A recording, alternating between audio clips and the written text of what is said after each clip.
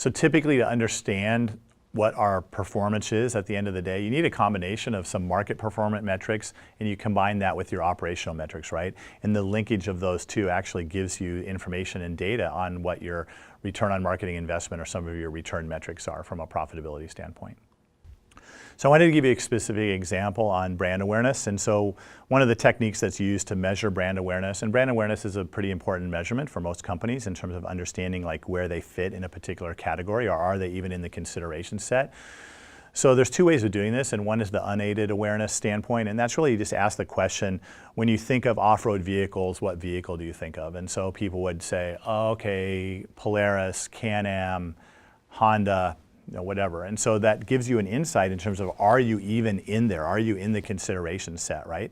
So the challenge there is like, what if you're the company that's not being mentioned? Well, then that means that you have bad unaided awareness, and that really is a measure of brand strength, and it's really negative.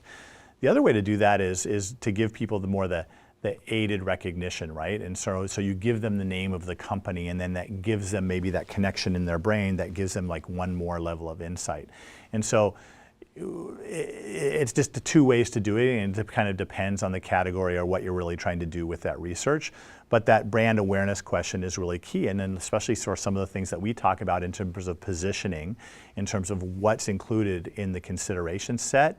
And so you want really that top of mind awareness, right? That's your goal, right? You want to be the one that they say. So you ultimately, at the end of the day, what's the ultimate goal of brand awareness is if you are synonymous with the category, right? And you take over and people say, okay, name an off-road vehicle. And you say, oh, you mean a Polaris or a Razor or whatever it is. So typically how companies do this is they want to really understand the effect on brand awareness that if after some marketing tactical or some campaign or something that they execute on, right? So hopefully your awareness goes up and your purchase intent goes up through your advertising. So you can measure what your advertising effectiveness is or what your impact is on the mind of the consumer through these pre and post brand awareness studies. And so this is an example in terms of measuring it. Hopefully that it's not a flat line between one period to the next, but hopefully that you are making an impact. And it gets way more complex with that, right? In terms of like, measuring what the creative was, what the content, what the frequency, what the vehicle. And so you can see the complexity increases, even though we started with this kind of simple kind of brand awareness. Are you aware or not aware? But to diagnose that and understanding what's really going on, it becomes very complex. So one of the trends in measurement right now is really going to these marketing dashboards or scorecards. And what this does is gives you kind of a snapshot in time what's going on from a marketing organization. And really executives use this to kind of make decisions or kind of get a sense of where things are at some point in time. And it aggregates the information together in kind of a more simplified, condensed form. And that becomes more powerful because it's more, you can act on that information probably more efficiently. Okay, so there's different ways to organize your scorecard and organizing the way that you can structure how your scorecard looks. And really this is the way we've been talking about, right? We've been talking about it, organizing it around your business and brand objectives, right? From an objective. So it's kind of more of that higher level standpoint. That's one way you can do a scorecard. But there might be, in certain situations, to show information that's maybe at the more micro level. And so the couple other ways that you can do it are, at the more granular level, the other way to do it is organizing your scorecard or elements in terms of some key initiatives or from a campaign or marketing tactic standpoint. So you're taking more of the micro initiatives and then running that in terms of kind of the particular goals and objectives you have around that campaign or around that particular initiative, right? So it's just taking a more micro look at some marketing strategy that you're going to employ. Another way to do it, and we've talked about this, is kind of those top line objectives in terms of the buyer journey, in terms of awareness, engagement, decision, adoption, advocacy, and you can look at it from a customer journey or buyer's journey. And because kind of that customer engagement or that customer journey is very popular right now, a lot of companies are trying to do this and organize around kind of that buyer journey. But the complexity in doing this is that you have all those multiple touch points across every element of the journey, right? So you have things that you're doing and tactics that you're doing are tied specifically to generate awareness. So you need to tie that too. So like a lot of times if you try to do this on a scorecard component, it becomes unwieldy. So you need to make sure in terms of actually being able to chunk it out to maybe make sure that your insights or your information is actually actionable and you can actually gain insight and gain knowledge from the data that you're presenting. So let's look at a particular campaign, and this is a situation where DuPont actually partnered with Formula One racing, and did a campaign with Formula One, and then let's look at like how that impacted their business and how actually that tied to return on marketing investment. So what they did here is this was a co-promotion, like linking to the Formula One and Formula One racing series with the paint company. And they got a lot of earned media through that in terms of free commercials and press coverage with that. They had a huge promotional effort going on where they distributed a lot of products during that. They were really involved in text messaging and social media during this time. So they had an integrated marketing campaign. And at the end of the day, they really showed a impact or direct improvement to sales, right? So if you take all those different marketing elements and at the end of the day tie it to financial results, which is what matters at the end of the day, you can see here that you can look at the kind of pre and post numbers in terms of when this campaign ran, or looking at like tying the cause and effect of that F1 marketing initiative to creating new sales. And you can see what it did and actually tie it to performance indicators that are very positive. And so you can really tie the success of that F1 initiative to actually generated return on marketing investment and new sales. So going back to that DuPont example, and really the important thing is to realize that the return on investment is a mindset in organizations. And if you tie it back to these simple questions, that becomes very powerful in terms of setting it up and actually going back and revisiting it. So if you look at this, we showed like the bottom thing, results. How well did I do? Well, we know that the return on investment and the unit sales and all went up. And so the other thing that we can tie back to from a learning standpoint is, what of all those marketing tactics did we really achieve the biggest impact in? And then we can actually allocate dollars next time that are going to be more effectively spent. So by doing that, we continue to improve, we continue to get better, and we're allocating our resources more effectively over time if we have that feedback mechanism and feedback loop that allows us. And so really measurement is that. Measurement lets us know in terms of going back to the top, am I achieving the objectives that I set out with to begin with? So tying the marketing metrics to financial ROI, at the end of the day, it's simple, right? We need to be able to measure and we need to be able to predict what might happen. And that's really going to have impact on our budget allocation. So we set the budget up front, we measure and we predict what worked, what didn't work, and then we'll have to reallocate and change our budget going forward. So it's continuous improvement along the way. Another way to look at it is really look at, simple, this is simple, but structural measures, right? What's the impact of our initiatives, right? And then if we know the impact our initiatives post, like what worked, what didn't work, right?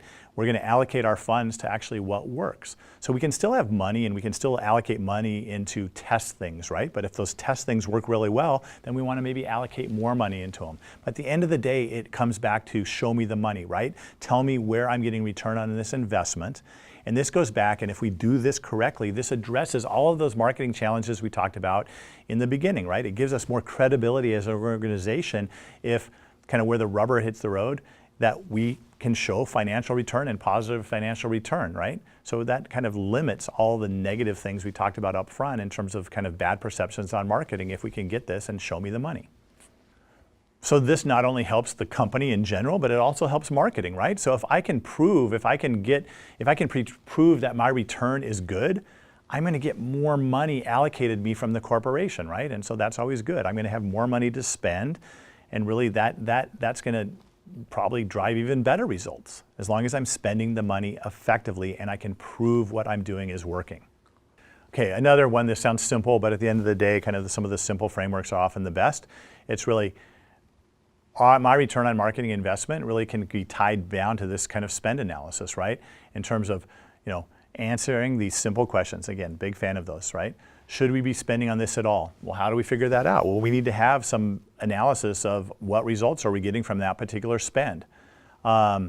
Should we be spending on A or B, right? Are we ignoring something that's a good opportunity? Well, prove it to me, right? If we see something that has a great result, so like an email campaign has a fantastic return, maybe we should allocate more money into that. It gets a little more complicated because it gets into, are we reaching the right customers? Are we communicating to the people that we want to communicate with? So the complexities are kind of across the board. But at the end of the day, we need to kind of ask those questions. Should we allocate more money to X and less to Y, right? It all comes down to this allocation of resources in terms of, remember, more of A necessitates less of B. So if we spend our money, our marketing budget, on an ad campaign, that might give us less money to spend on a digital campaign. So you need to really make sure that that spend and that allocation of spend is being spent efficiently. Okay, so I told you that I'd come back to Net Promoter Score, and I just wanted to highlight Net Promoter Score because Net Promoter Score was, or is, a very popular measurement trend and performance measurement trend. And the reason is it's because it's fairly simple to execute, but it's very powerful in what you can do with it. Net Promoter Score, lots and lots of companies are putting this in because it's a way that they can repeat this question over time. And basically all it is how likely are you to recommend, right? And then you recommend a product, either that you're extremely unlikely to recommend it at a 1, or you're extremely likely to recommend it as a 10. So they categorize those people into promoters, 9 or 10, versus detractors, the 1, 2, or 3s. And you do a formula in terms of dividing that by the total number of respondents, and that gives you your Net Promoter Score. So ideally, you're going to want more promoters. And really, this ties, the Net Promoter Score ties to customer experience, because the better experience that you can give the customer all along those interaction and touch points, every interaction and touch point that you have with the customer, the more likely you're probably going to have people that are going to be promoters. Because of word of mouth, that power of recommendation is super powerful. So you want to have more promoters, right? And so the more people you can have talking and promoting, and this positive effect, especially in the names of social media and networking effects that happen, you want to have promoters, right?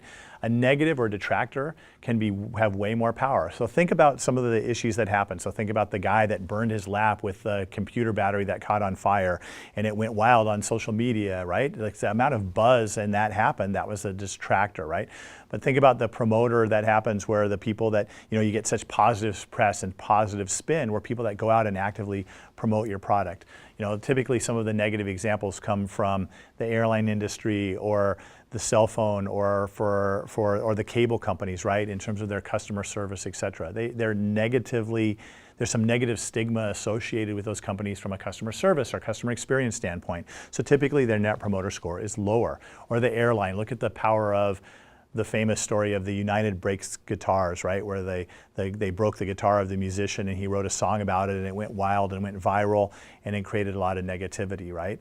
So you want to make sure that you're trying to look at promoters. But this as a measurement standpoint and a measurement tool is very powerful because it's simple to execute, doesn't cost a lot, but you can generate great insights from that, from Net Promoter Score. And if you see that you're having a lot of detractors, for instance, you need to dig into that further and then look and maybe do some different types of insights or different types of analysis to figure out why that's going on.